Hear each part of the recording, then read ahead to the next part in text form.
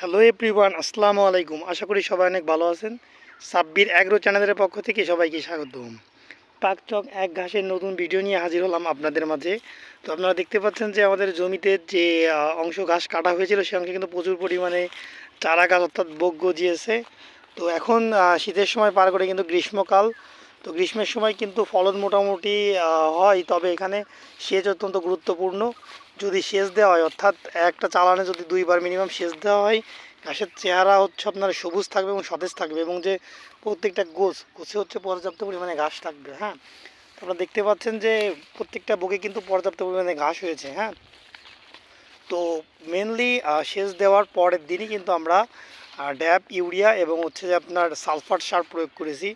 Sulphur সার প্রয়োগ করার ফলে কিন্তু এই গাছের যে ঝাড় এটা কিন্তু বিস্তার করেছে, অর্থাৎ দেখেন পিলির থেকেও কিন্তু বাইরে। হ্যাঁ, অর্থাৎ অনেক অংশ ছাড়াই গেছে, অর্থাৎ ঝাড় কিন্তু অনেক বড় আকার নিয়েছে। তো আশা করা যায় যে এবার অন্যবারের তুলনায় ফলন অত্যন্ত বেশি হবে। তো আর আপনাদের বাড়িতে যাদের জৈব সার অর্থাৎ গোবর সার আছে, আপনারা কিন্তু গোবর সার দিতে পারেন। এতে কিন্তু ফলন আরও অনেক বেশি হবে। তবে আমাদের অবশিষ্ট যে দাঁড়ানো ঘাসগুলো আছে এগুলো আমরা এই 4-5 দিনের ভিতরে কেটে দেবো, দিয়ে এগুলোতে আমরা সার প্রয়োগ করব। তাহলে কিন্তু এখানে বোক গজাবে এবং দ্রুত ফলন পাবো আশা করতেছি। তো আপনারা সবাই আমার চ্যানেলটি লাইক এবং সাবস্ক্রাইব করে পাশে থাকবেন, এবং সকল পশু পাখি, ঘাস এবং চাষ সম্পর্কিত সকল ভিডিও এই চ্যানেলে পাবেন।